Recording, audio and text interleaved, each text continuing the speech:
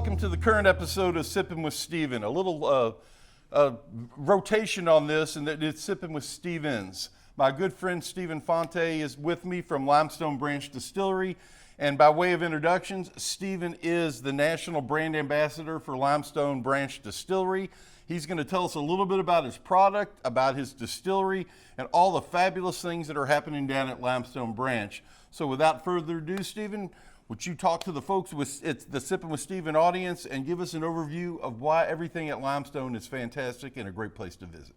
Well, the first thing I want to tell you is seventh generation Beam brothers built the place. Fabulous. So when you start there, it only goes up, all the way up to the stratosphere. You get a chance to come down and see some history about bourbon. They've got 7 generations of distillers in the family. Goes all the way back to Jacob Beam from Germany. His name was shortened up to Beam when he came from Pennsylvania to Kentucky. So once you get there, you're going to get an introduction. More than likely, you're going to get a cocktail, and then you're going to take a tour. And when you do that, you're going to chill out and listen to some history of the bourbon industry and of America's native spirit. You're going to hear the Beam side of the story, then you're going to hear the dance side of the story. And they're related on both sides of the family. I like to say the boys weren't born, they were distilled. Very good. Well, you know, the Bourbon Trail is such a popular thing these days.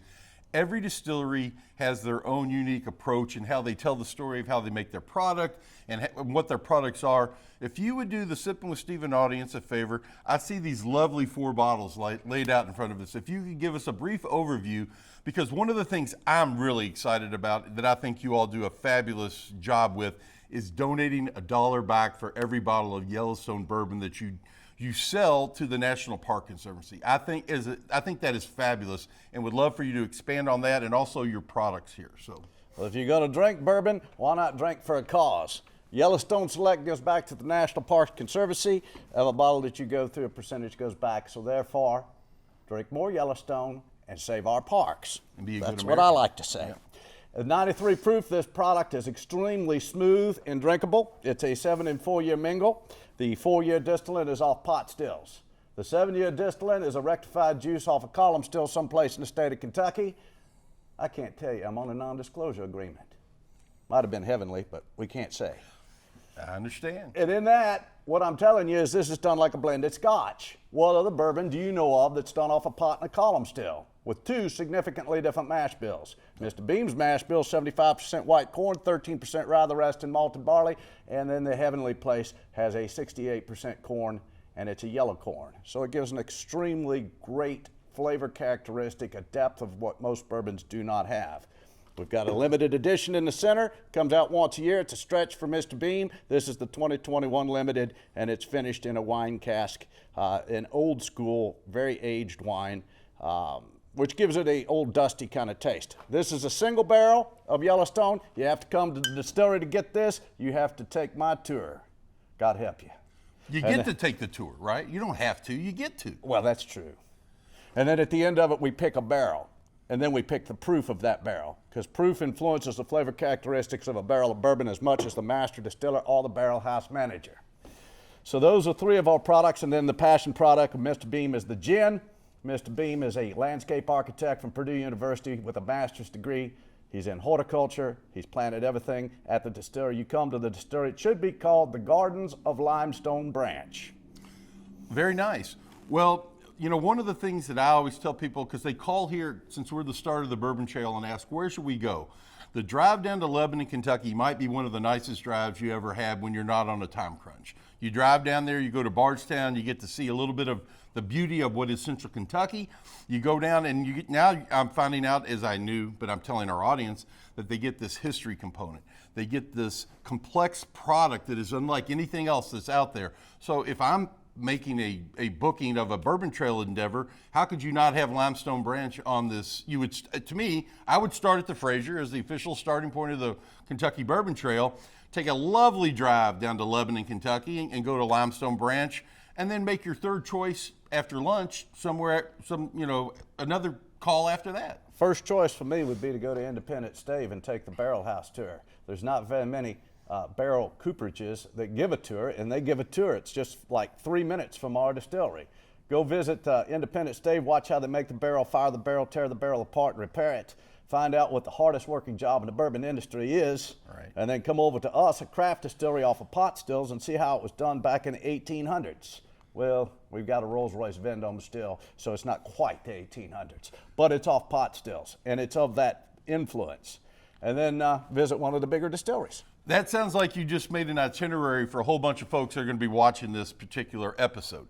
Next thing we're going to do, which is a Sippin' with Steven tradition, we are going to make a bourbon cocktail. Awesome. And you were kind enough as a certified mixologist, is what to bring the That's a stretch. Well, I've been known to snap a hamstring once in a while, is to make a limestone mule. Yes. And if you would go through that process with our folks and walk them through it, I think they would be forever indebted. We are going to put the printed version of this on the virtual Fraser edition that comes out. So have at it, my friend. Some of the finest cocktails in Lebanon, by far, will be from Limestone Branch Distillery. And this mule has won us awards.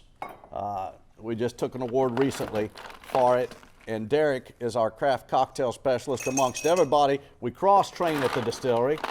Cross-training means you take everybody's job, you work through it.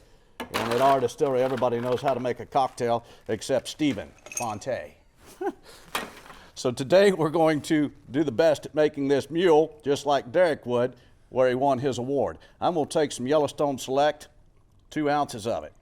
A nice generous pour. Fabulous. I'm going to pour that into this Yari glass. Beautiful color. Then I'm going to on that take, Yellowstone. it is gorgeous, isn't it? Yeah, it Very sure is. caramel. Yep. Lime juice. 3/4 of an ounce of lime juice. Pour that into the mix. And then 3/4 ounce of a shrub that Derek makes out of real ginger root. Because when you take and you make things from scratch, better ingredients makes better cocktails. 3/4 ounce of this ginger syrup. Yes, sir. And then we're going to take and stir this down.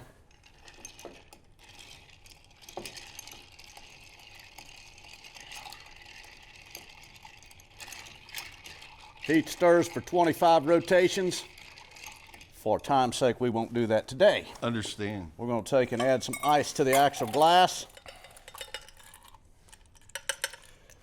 We're going to pour this mix over the top of it.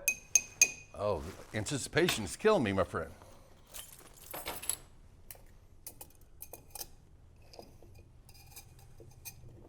Straining it out as we go. And now, rhubarb bitters. 2 shots of rhubarb bitters, which I did not bring with me. But that's what we use at the distillery. Then we're going to top it off with a little Elate 1 Winchester Kentucky Soda Pop. The official mixer of the Kentucky Bourbon Trail. And that's what gives it its effervescence. Garnish it with a lime. There's my knife. And you have the Limestone Branch Kentucky Mule. Well, we will look at this. I'll take this one and we will do a toast, my friend. Okay. To Limestone Branch, to the Kentucky Bourbon Trail, and to the Fraser being the starting point of the Kentucky Bourbon Trail. Cheers. Cheers. God bless you all. And thanks for housing Yellowstone in the beginning. It is our pleasure, and we can't wait to sell some more. Oh, that is good stuff. Tastes awful good. Thank you for your contribution, That is my friend. fantastic. Indeed. You're welcome.